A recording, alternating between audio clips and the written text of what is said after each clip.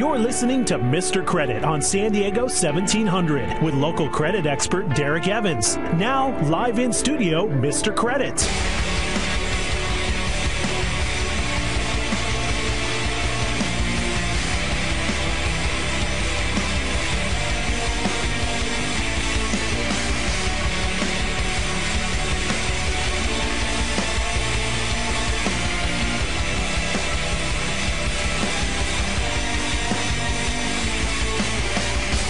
Welcome to Mr. Credit. We are live and local here in San Diego. We're bringing you unquestionably the most important hour in radio, and we're telling you everything that they don't want you to know. When we say they, we mean the Wall Street gangsters, the government, sometimes the big banks, the credit bureaus, of course, the media, or anyone else who's trying to deceive you or get you to spend your money unwisely. Visit MrCreditRadio.com if you want to send me an email or give me a call, or do a Facebook search for Mr. Credit, and you will find me there. Padres on a winning streak. 2 in a row, still 2-8 in the last 10, but at the same time, we put together a couple of games in a row. Very important, too, because we still only have a 1-game lead in the National League West. I'll be at the game tonight, Petco Park, 7 p.m. If you can't make it downtown to watch the game, make sure you tune in to San Diego 1700 right here. We have all the Padres action. You don't have to go anywhere, so save this station in your dial. It's Wednesday. So we are talking about debt relief options. We're going to give you the truth, shoot you straight about what's going on out there. As usual, a frequent guest to the show, William McDonald with the McDonald Legal Group, is in the studio. William, how you doing, man? I'm doing great. How you doing? Fantastic. I'll give you a nice round of applause. Especially for the some of the improvements that you made when we were on the course this weekend, you know, from first hole toward the end, you know, it started to look pretty good, man. getting some things together. Thanks to you. I needed those tips. It was a rough go in the beginning. Well, if you don't play often, you know, just trying to get out and enjoy the weather. And by all means, anyone out there who likes to get out and do things out and get out and about and enjoy the weather here in San Diego, enjoy life. Remember, there's 2 things we're trying to do on the show.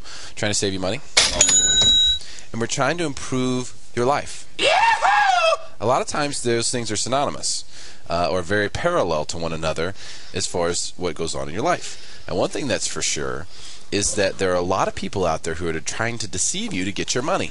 And we know the credit bureaus are doing it.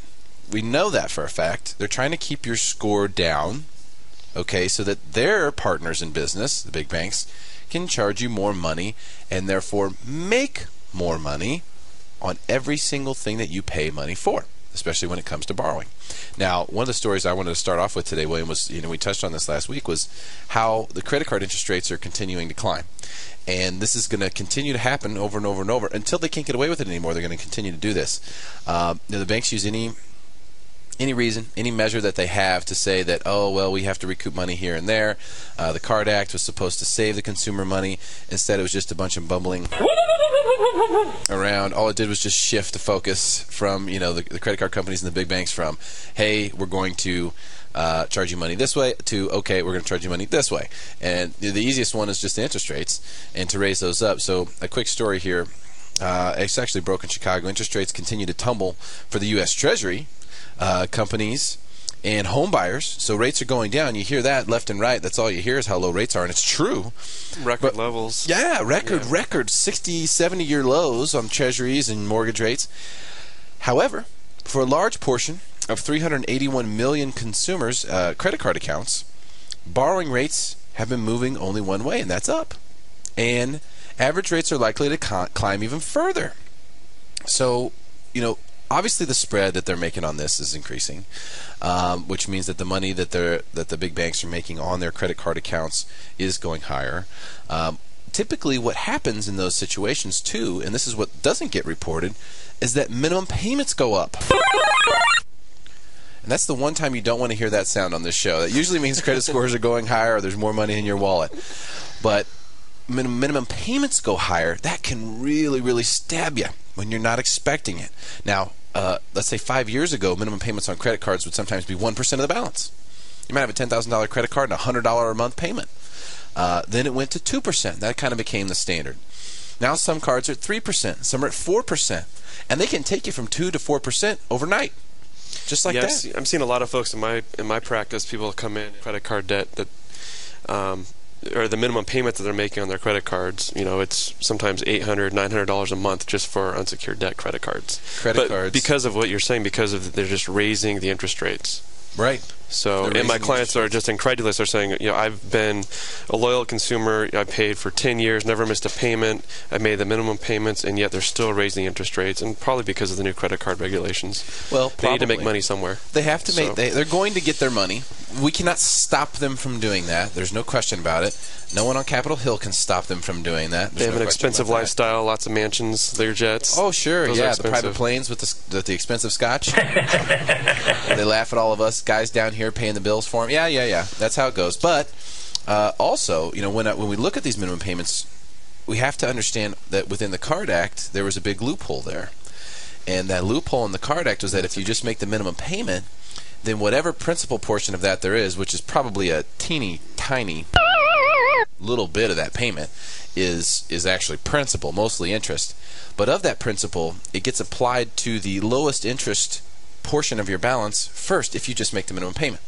So when folks are just making their minimum payments, and that's why I stress that, look, if you have credit card debt and you can only afford to make the minimum payments, or you're struggling to make the minimum payments, you have to start looking and becoming educated about your Chapter 7 bankruptcy options, because making minimum payments, number one, will take an absolute eternity for you to pay it off, if that's usually all you about can 30 afford. years. 30 to 40 to 50 to 60 years, especially as these rates are going higher. So that's the thing you can't really amortize. You can't figure that out now, because who knows what the rates will be then. Right. And 25% might be a good rate on a credit card by then. It might take you 100 years to pay it off. So when we look at these things, I tell you, look, anytime there's a problem, there's always a solution. Doesn't matter what the problem is that you have, there's always a solution. And a lot of times, if you're having trouble making credit card payments, or if you are struggling, let's say you're getting a second job, we see that all the time. It's just heartbreaking. Oh, yeah. People are giving their lives away to make minimum payments on credit cards, which cannot get you anywhere. No. You can't get anywhere doing that. So if you're in one of those situations, or you know someone who is, it's a very good idea to become educated about how you can use Chapter 7 bankruptcy to your advantage. I'm going to suggest you do one thing. Make a simple phone call to William McDonald's office. It's 858-437-0103. You can schedule an appointment when it's convenient for you, based on availability, and come in, find out what your options are. You're not going in there to file for bankruptcy. That's not the way it works. You go in, you become educated, and you see, hey, does this make sense for me financially, me and my family? Are we going to benefit from this significantly, and should we do it? And one thing I can tell you for sure is, especially with Chapter 7, it won't take long. You'll be in it for 100 days or so. Your credit score will go higher. Almost every single time. You'll be able to delete, eliminate, completely remove your credit card debts, unsecured debts, bad auto leases, collections, medical bills. If you've been sued and lost, you have a judgment, something like that. In most cases, that can be removed. Even some IRS tax debt. All these things can be removed with a higher credit score. Imagine if you took all those payments and removed them from your budget right now. How good would you be feeling?